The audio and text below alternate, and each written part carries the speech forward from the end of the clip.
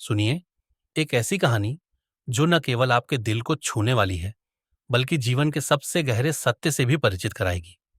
यह कहानी एक वृद्ध राजा की है, जिसने अपने जीवन के अंतिम समय में एक उत्सव का आयोजन किया और इस उत्सव में एक साधारण नर्तकी, अनायरा के एक छोटे से दोहे ने किस तरह पूरे राज्य की दिशा बदल दी।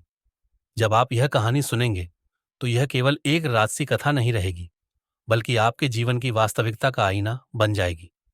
आइए जानिए कैसे एक पल का निर्णय जीवन की दिशा बदल सकता है और क्यों हम सभी को अब से ही अपने जीवन को एक नई दिशा देनी चाहिए। किसी ने ठीक ही कहा है, अंतिम समय में तो केवल फिल्मों में ही सब कुछ अच्छा होता है। असल जिंदगी में अंत हमेशा कुछ अधूरा ही होता है। इसलिए जो भी करना है वह अभी कर लीजिए, क्योंकि अंत में तो सिर्फ अंतिम संस्कार ही बाकी रह जाता है। उस दिन राजमहल को स्वर्ण और रत्नों से सजाया गया था। दीवारों पर हाथ से बनी चित्रकारी और खिड़कियों पर रेशमी पर्दे लहरा रहे थे।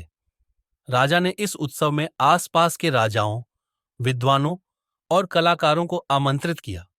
राजा ने अपनी राजसभा को भव्यता और वैभव का प्रतीक बना दिया था। सभा में लाल और सुनहरे रंग के कालीन बिछे हुए थे। बीचों बीच एक ऊंचा सिंहासन था, जिस पर राजा बैठा था।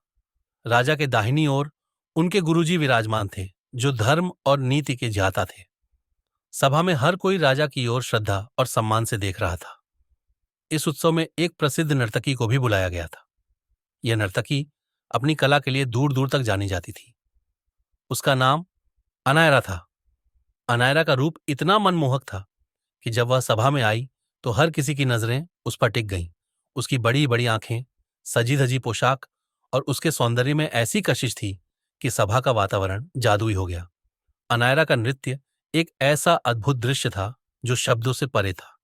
उसके कदम संगीत की लय पर इतने सटीक थे कि ऐसा लगता था जैसे वह धरती पर नहीं, बल्कि किसी स्वर्गीय लोक में नृत्य कर रही हो। हर भाव, हर मुद्रा में एक कहानी छुपी थी। राजा ने अपने गुरुजी से कहा, गुरुजी, यह स्वर्ण मुद्राओं की थैली अनायरा को पुरस्कार स्वरूप दें। जब भी आपको उसका नृत्य पसंद आए, इसे भेंट कर दीजिए। गुरुजी ने मुस्कुराते हुए स्वर्ण मुद्राएं स्वीकार कर लीं। नृत्य आरंभ हुआ और सभा में उपस्थित सभी लोग मंत्रमुग्ध हो गए। अनायरा का नृत्य केवल शारीरिक कला नहीं था, यह आत्मा को छू जाने वाला प्रदर्शन था। पूरी रात नृत्य चलता रहा। संगीतकार तबले पर अद्भुत संगत दे रहे थे, लेकिन ब्रह्मबेला के समय जब रात समाप्ति की ओर थी, तबला वादक थकावट के कारण ऊँघने लगा। ये देखकर अनायरा चिंतित हो गई। उसने सोचा कि अगर राजा ने यह देखा तो तबला वादक को कठोर सजा मिल सकती है। उसने तुरंत उसे सतर्क करने के लिए एक दोहा गाया, घनी गई, थोड़ी रही, या मैं पल पल जाए, एक पलक के कारण यूं न कलंक लगाए। तबला वादक ने यह सुनते ही खुद को संभाल लिया और पूरी ऊर्जा के साथ तबला बजाने लगा। नर्तकी का यह दोहा केवल तबला वादक के लिए नहीं, बल्कि पूरी सभा के लिए एक चेतावनी था। यह जीवन के महत्व और समय की क्षण भंगुरता का संदेश था। इस दोहे ने राजा के पुत्र युवराज को भी गहराई से प्रभावित किया। वह तुरंत उठकर आया और अपना मुकुट अनायरा को भेंट कर दिया। उसने कहा, आपने मुझे जीवन का सबसे बड़ा सबक सिखाया है।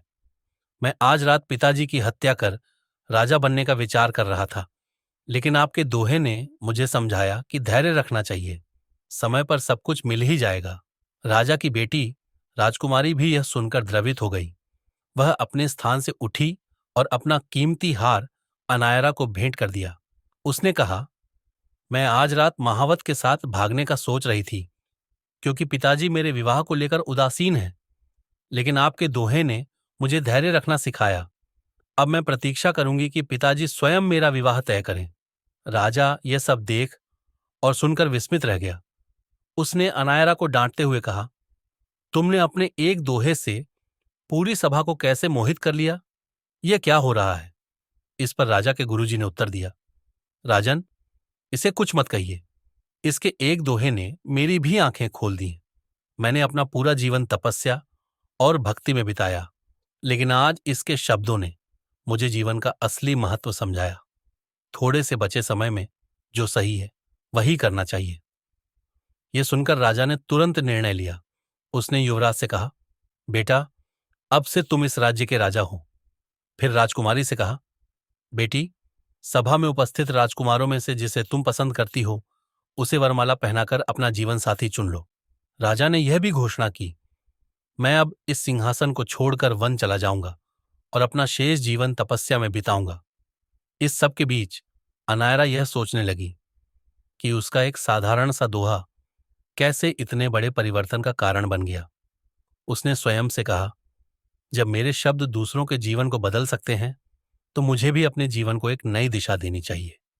उसने नृत्य छोड़कर भक्ति और सेवा का मार्ग अपनाने का निश्चय किया। यह कहानी केवल राजा, युवराज, राजकुमारी या अनायरा की नहीं है, यह हम सबकी कहानी है।